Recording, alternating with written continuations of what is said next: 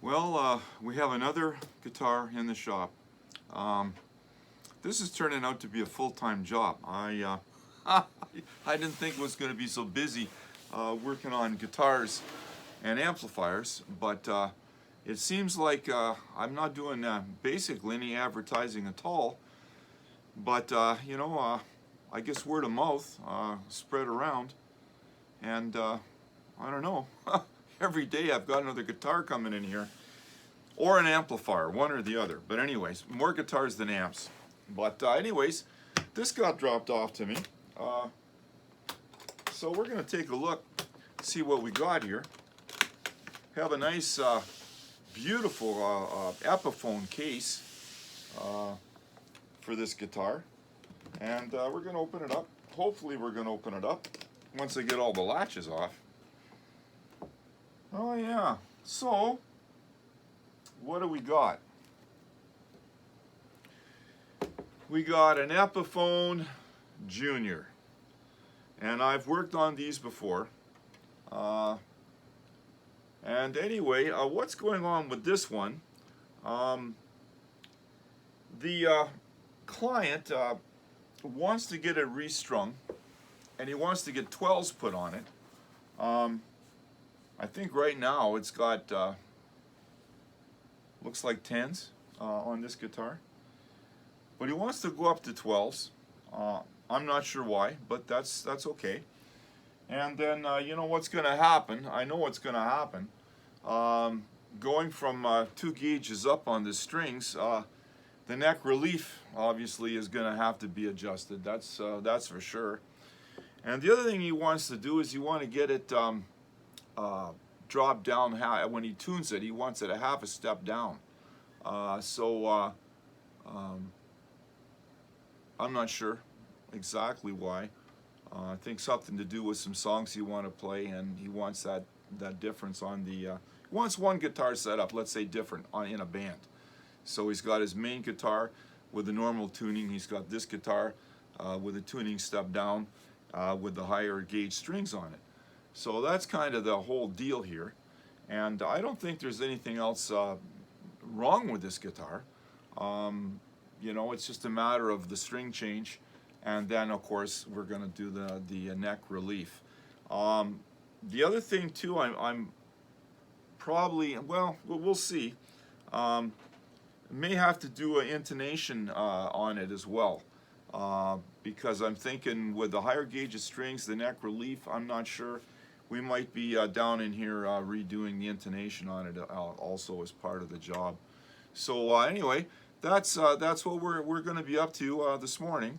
So if you want to see this, I'm obviously not going to film tape the whole thing of me changing the strings, because I'm sure you all know how to change strings. But that I'm just going to go ahead and put the 12s on. And then what we can do from there is I'll start the video up when I start doing the neck relief, and then as far as the intonation testing, we'll do that as well.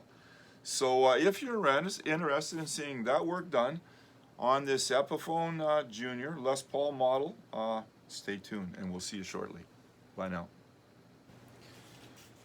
Well, welcome back. We're now looking at this Les Paul Junior. It's an Epiphone Les Paul Junior that we were looking at the other day, and we got the new strings on it. And the first thing that we're going to do is, before we do anything, is we're going to check the intonation on this. Sorry, not the intonation, that's second. First thing's the relief on it, the neck relief. So basically what that neck relief is, it's the amount of bow that's on this neck. And for those that are new to you know, this channel and other guitar repair channels, what happens when you take a guitar, in this case here that had number 10 strings on it, and you know, the user or yourself, the player, wants to bump it up to a higher gauge. In this case, we went up to number 12s. Because the string gauge obviously is a lot thicker, when you put it up to pitch, it puts a lot more pull on the neck. And what happens is that when that happens, it has a tendency to pull the neck more like on this angle. So now what you end up with is you get a bow in the neck that really is too much, and you end up with high string action.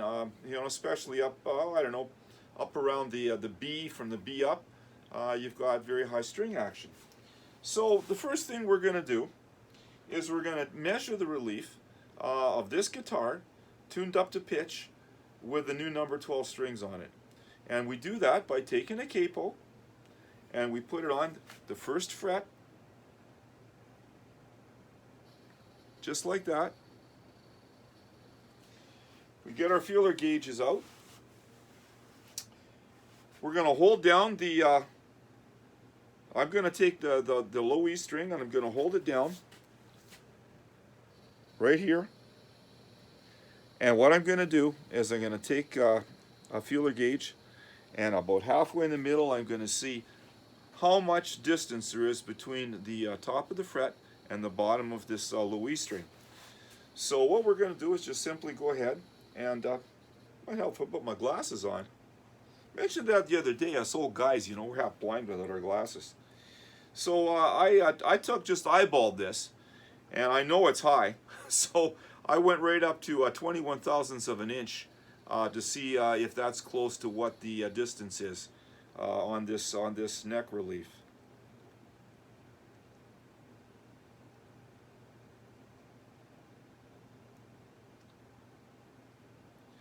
Yeah, and 21 thousandths of an inch will slide underneath, just slide underneath the middle here. So at this point we know that this neck relief is about 2 times higher or greater than it should be. We're probably looking at somewhere 10 1/1000ths to 12 1/1000ths of an inch to take the measurement here. I'm just going to do the same thing on the high E string as well. So just to get an idea.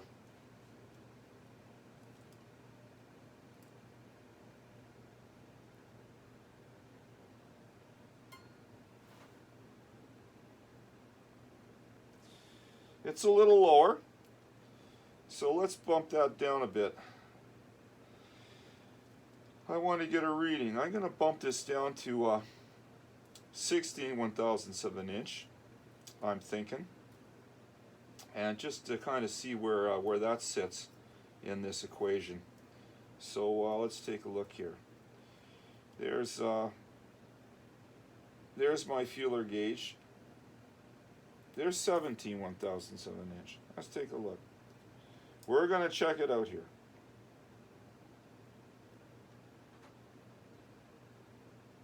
It goes right underneath.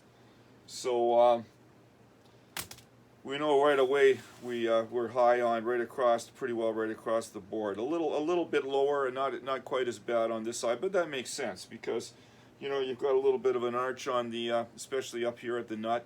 So it makes sense that the high E might be a little bit lower than the low E.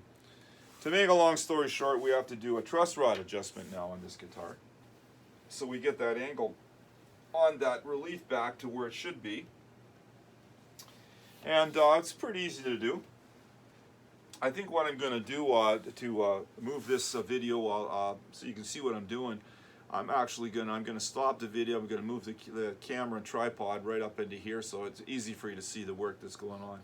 So just stand by, be right back.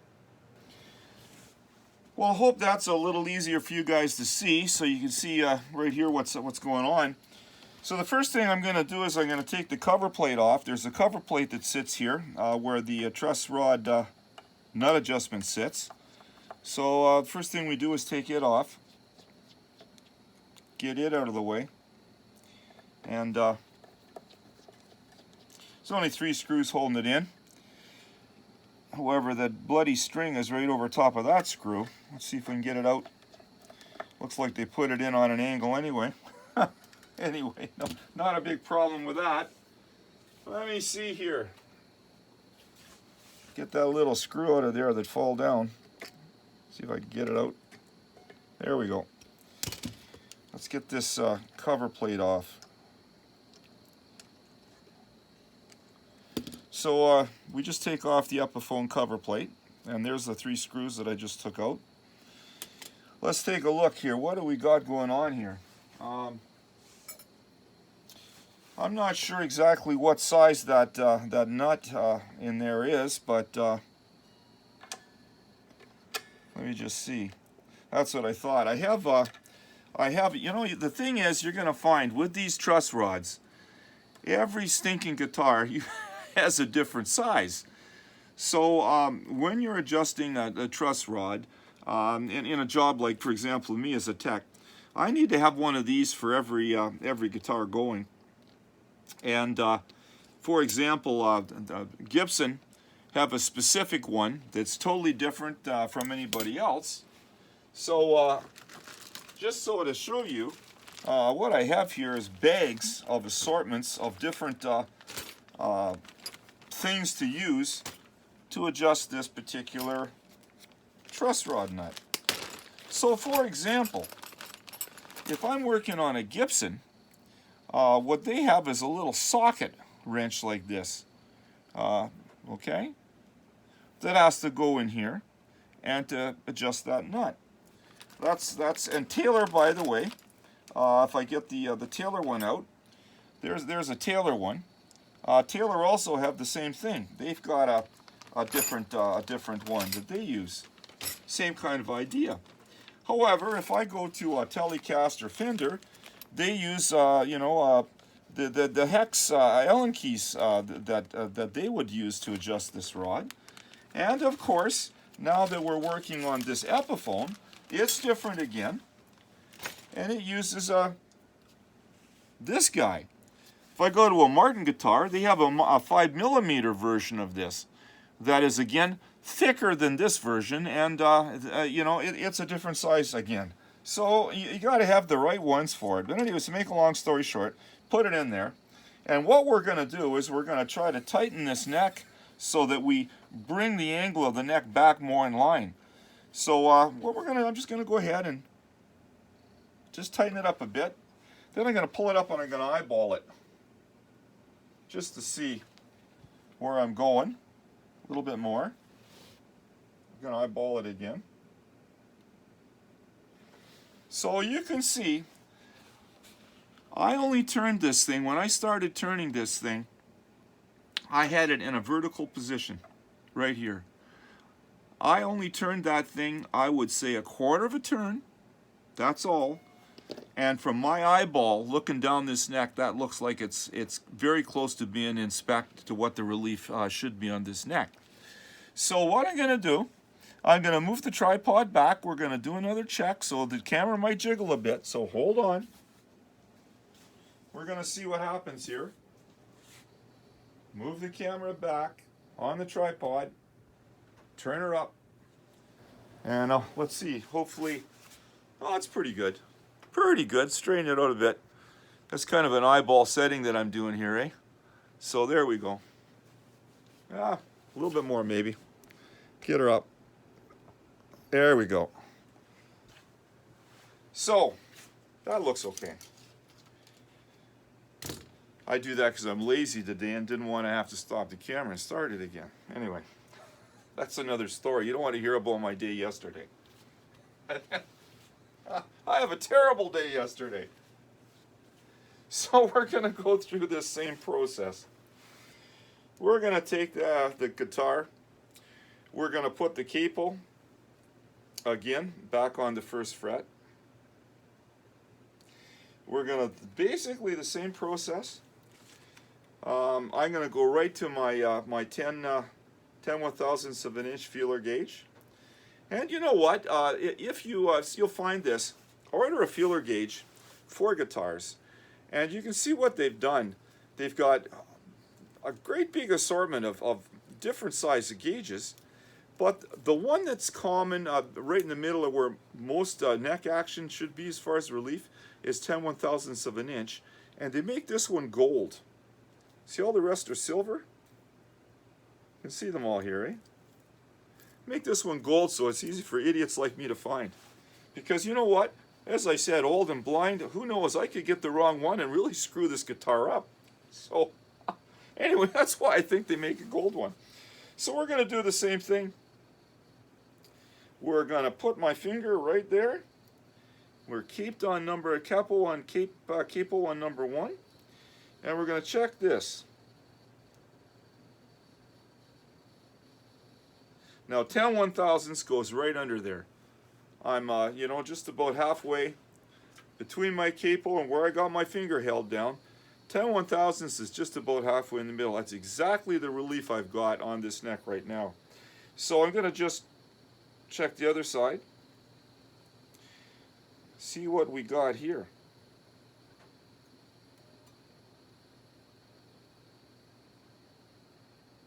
It's a little lower than 10 1/1000ths. So what I'm going to do, I want to know exactly what that relief is on that high E string. So what we're going to do, I'm going to bump it down to 8 1/1000ths, and I'm going to see if that's what it is here on this string here. So you can see what I'm doing, eh?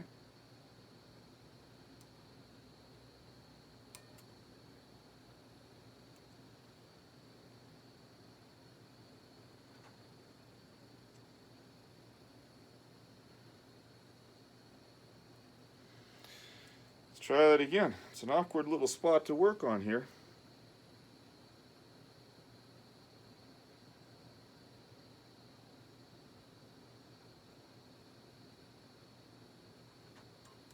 Just a little bit smaller yet. So you see what we've got? We've got 10 1/1000ths on this guy, and we've got, from the look of it, it's a little lower here.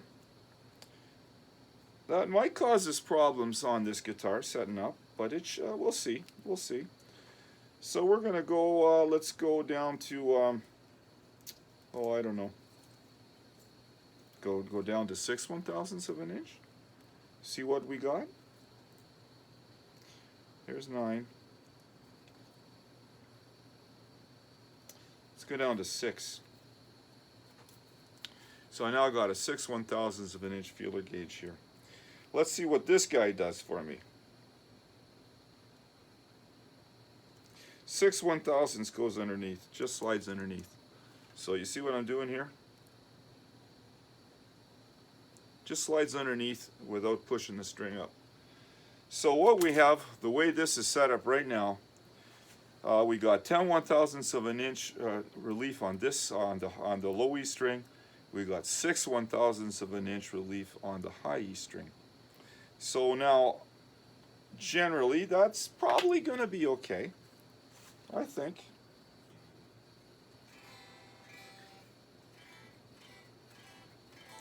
Now I'm going to have to retune this guitar because that much of adjustment, it might have taken it out of tune. We're going to find out. Put on my tuner here. Yeah, a little bit. Get it up to pitch here. The other thing too is I left this guitar overnight here, and new strings on it. Obviously they're going to stretch a little bit. So it's quite normal with new strings to run into this being flat. All the strings are flat.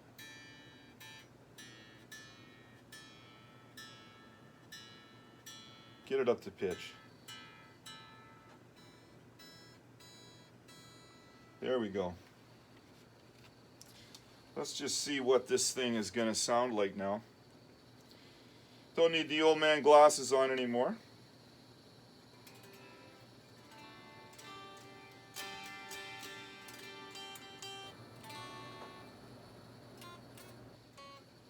Sound pretty good. It's not, the action's not bad. Can't hear it. I haven't got it really amped or plugged, but I can hear it.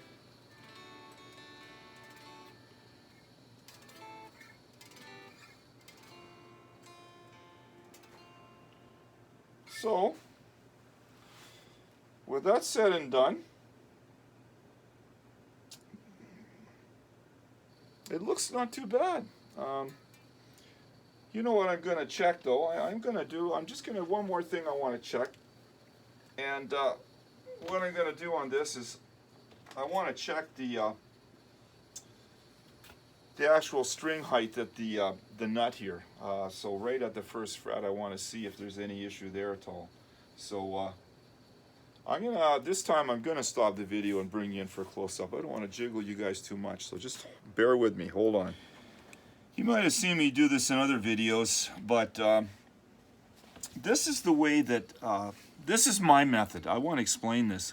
This is my method of checking the distance between the top of the fret and the bottom of the strings at this first fret, right after the nut. So again, my way of doing it, it's may or may not be the right way. Other people have different methods and do it different ways, but this is how I do it. Basically what I do is I take the capo and I put it right on that it would be the second fret, the first fret down. So there's the first fret, there's the second fret. So I'm one fret down from the first fret on this. And what this does is this clamps all those 6 strings flush across that second fret. And now what it allows me to measure is when I look at the distance between the top of that fret and the bottom of that string, I'm pretty well sure I'm looking at the real value. Because what this is done by clamping that off, if I have a relief problem in the neck, if I have my bridge set too high down at the other end of the guitar, that can impact this distance here. And I don't want to impact that distance. I want to know what the real distance is off of that nut. So this is how I do it.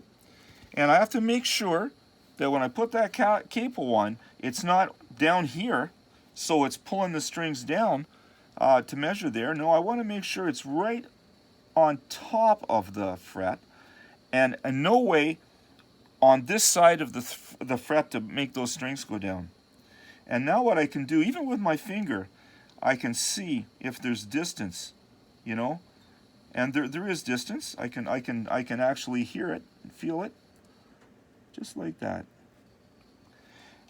Now what I can do is I can take my feeler gauge and I can see what that distance is. That goes underneath it. That's 8/1000ths of an inch. So what I have right here is I've got a feeler gauge, 8/1000ths of an inch. Hopefully you can see that. And, or is it upside down? Who knows? With this camera. And I can slide that right underneath that low E string without really moving that string up. So what I'm going to do is I'm going to go now to the high E string. I'm going to check it here and see what it is. And sure enough, I can take that 8/1000ths, I can slide it right underneath there without moving that string up. So I know right now I've got 8/1000ths of an inch clearance here and 8/1000ths of an inch clearance there. The other thing I can also do is I can also tap these, and you can hear the tick-tick on each one of those strings, so you know you have a little bit of distance. You know, I've seen a couple other guys that working on guitars. I was watching, I think it was a video from Crimson Guitars, I believe, I was looking at the other day. He's another a luthier that has got a lot of videos up. And he made a comment about this, which is exactly, it's so true. After you've worked on these guitars for a while, this setting here that we're trying to get, that actually controls the playability of this guitar. This is one of the key ones. If this is too high, yeah, it's going to be, you're going to kill your fingers trying to play this guitar. The other thing too, if this is too high, the other issue we're going to run into, as you push the string down, if this is too high and the string is going down, all the notes are going to be sharp. So not only have you got a guitar that's hard to play, you got a guitar that's out of tune when you're playing it all the time. Don't matter how many times you try to tune it up. So that's why this is so critical. But the comment he made was, this is a lot by feel.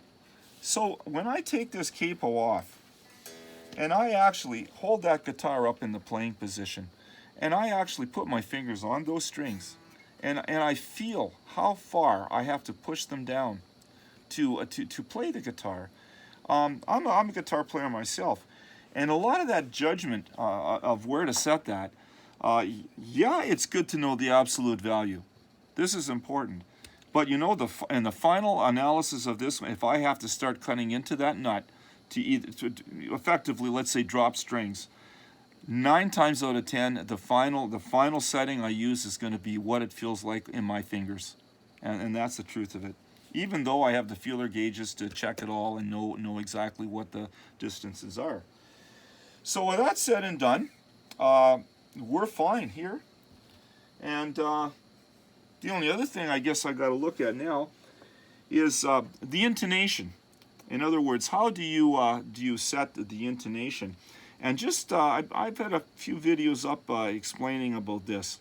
But in order to explain this better, I'm going to take the camera off the tripod, and I'm going to hand hold it and do some discussion on this. So just stand by. Be right back. Okay, hopefully you can see. Here's our Epiphone Les Paul Jr. sitting on my workbench, so you can see how it's set up here. And just to explain this whole mystery of intonation, basically what this is talking about is if at my 12th fret on my fretboard, that 12th fret, the distance from there, the 12th fret itself, all the way down to the point where that string hits that metal attachment there on the saddle, so that distance, if I compare it to the same distance between there and what they call the break point on the nut, right there, those two distances should be the same. In other words, this should be exactly halfway distance between the nut and the saddle. Okay, at the break points, I might add, on the nut and the saddle. So if you think about this, what that means is if I tune one of these strings, and I'll use this E string as an example, the low E, up to pitch at E, and if that is truly halfway between that nut and that saddle, if I strum this and that's an E, and I hold that down and strum it again, it should still be an E. But it's a full octave higher. It's that simple. So by adjusting these sliders, you can see there's a screw here. Each one of these have a screw. And by adjusting that screw, what I can do is I can move the break point of that metal, where that break point is, right where the string is on that little metal slider. I can move that metal slider back and forth by adjusting that screw. This is my fine adjustment to make sure that when I hold this string down at the 12th fret and I strum this end of it versus the whole string, that I've got exactly one full octave higher, an E, another E, but one octave higher. And I do the same on every string, and I adjust these little sliders on every string one at a time to make sure that happens. Now, if I don't, as an example, let's say I don't do that. I put new strings on the guitar, I set the neck relief, blah blah, adjust the truss rod, and these settings are wrong down here. What's going to happen when I tune this guitar up to pitch and I'm playing up in here on the cowboy chords? I'm going to, for example, I play a C, that C is going to be in tune. But unfortunately, if the intonation is off, when I come up here and I bar the C, do a bar C up in here, and that break point from there to there and from there to there is not correct on these strings, then one or all of those strings are going to be off. And I'm going to play a C chord up here on a bar chord. It's going to sound like shit because it's out of tune. You could have one tune, I should say, one string sharp. You could have another string flat. You could have another string right on. You could have another one a little sharp, another one right on. But the combination of those things off is going to make a shitty sounding C, let me tell you. So this is why when you're doing a professional setup on a guitar, this is why there's 2 or 3 things that are very important. The nut, as far as the distance, the travel distance at the first fret, that's important for playability and fret buzz, okay?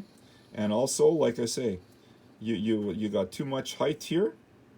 You push that string down, bend the string down, this string's going to play sharp. And it's going to play sharper up here than it is down here, so you're really going to have a screw up. You got the height too high on the 12th fret.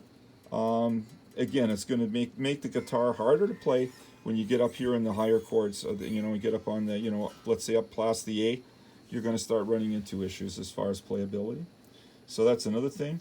And of course, the intonation that we're talking about with the adjustment here, it's going to make the guitar sound terrible if the intonation isn't set correctly.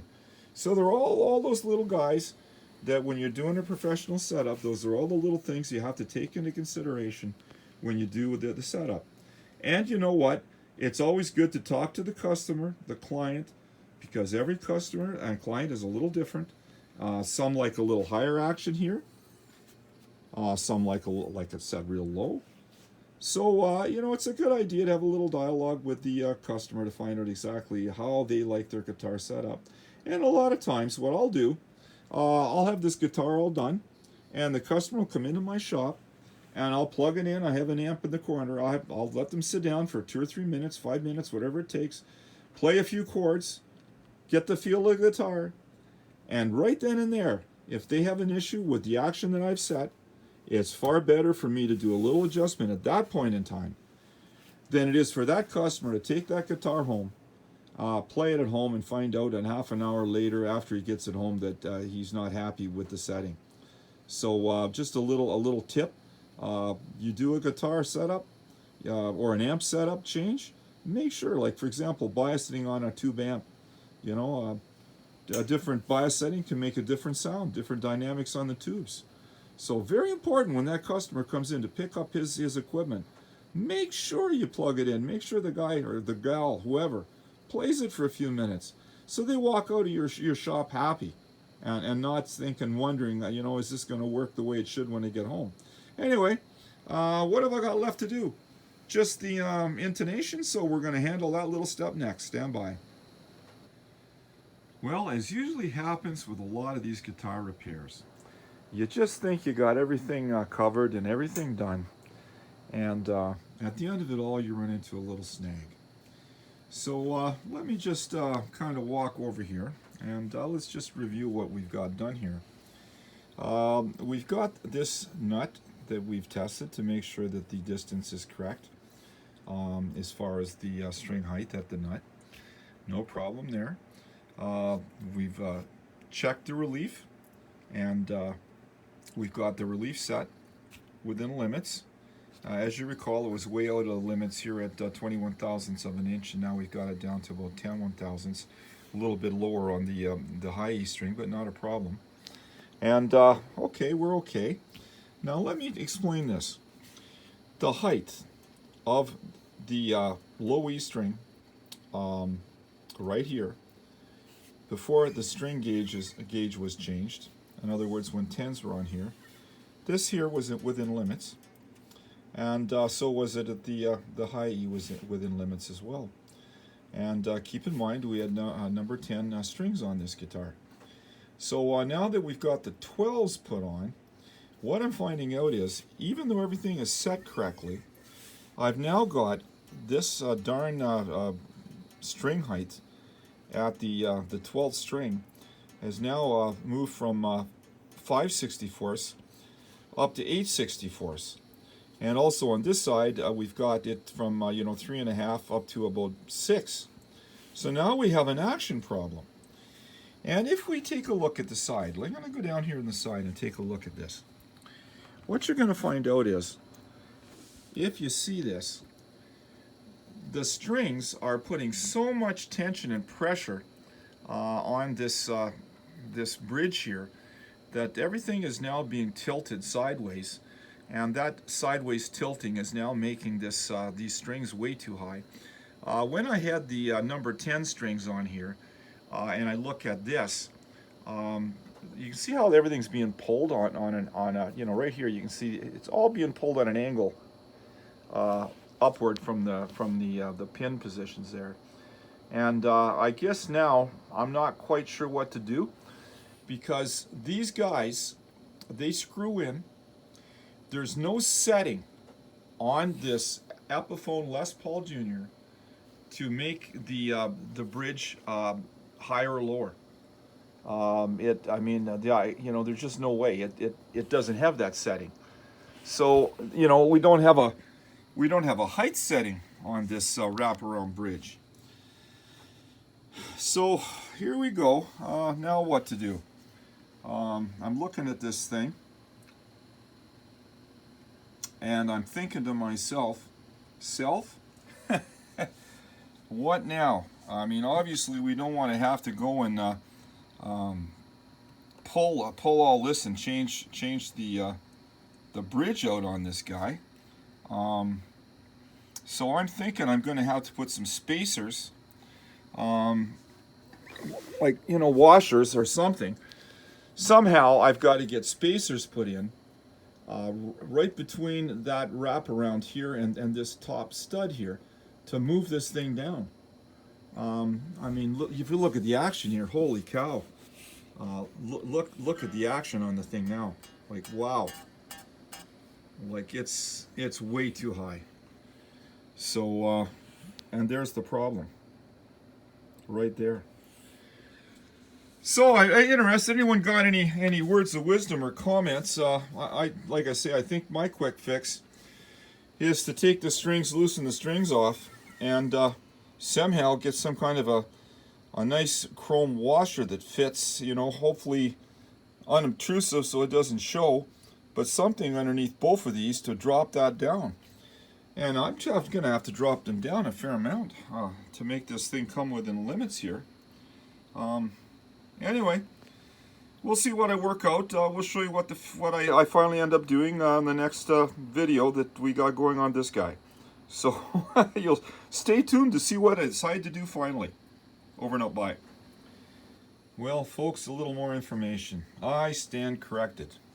What I didn't really realize this until I got down here, and I've loosened the strings off, and I'm taking a look at this guy, and it does in fact have the adjustment to move this thing up and down. The problem being is it's down as far as it'll go. So I can't move it any lower. So I don't think, and there's no room in here now. This is an absolutely tight fit in that area for this wraparound bridge to fit in. There's no way to put anything in there to make it straight. So here's the deal. I'm going to have to take these strings off, I guess totally off. And I'm thinking I'm going to have to put a straight edge down here. And I might be in for a neck reset on this guy. Because I don't see, the guy wants these 12s on. I think bottom line, when you get right down to it, this small Epiphone Les Paul Jr. was probably never meant to have 12 or 13 strings on it, period. The whole thing was probably designed for light strings, you know, 9s or 10s, max. And all of a sudden now we go up, you know, up to 12s. You know, medium size, you know, string. And all of a sudden now we got everything thrown out of kilter. And the thing now, the design of it, the whole guitar design is not meant to take that kind of stress. So only thing I can figure out, because I did measure this before I changed the strings. I didn't show you in the video, but I always do that. So I always check this and find out, you know, make sure what the action is before I touch anything. And like I say, there was no problem. The only thing I've done is change the relief to bring it back, which should have made this lower, you know, and just too much pressure on, I guess it's pulling, you know, probably it's pulling it. The whole neck is being pulled is what I'm telling you. It's not just the relief. The whole neck angle is being pulled because of the pressure. And thus now we have a problem here on the height totally. So yeah, that's the way it goes. So another good example of where a guy brings a guitar in, you know, a simple little job. All I want to do is up my strings and just you know, check the relief, reset the relief, and you know, reset the intonation. And by that string change, we run into a major issue on the neck. So I'm probably gonna do a neck reset. That's about the only thing left that's gonna fix this guy. So stay tuned. I'm actually gonna probably post this video as is, and then I'm probably gonna shoot a second video that's gonna show again. Now we got the whole neck reset involved into it. And then at that point in time, if we get the action within limits on the you know, down here at the 12th fret, then I can go ahead and set the intonation for the strings. But it sure goes to show you the kind of stuff that can be thrown at you when you're into guitar repair. So stay tuned for video number 2 coming up probably tomorrow. Over and out.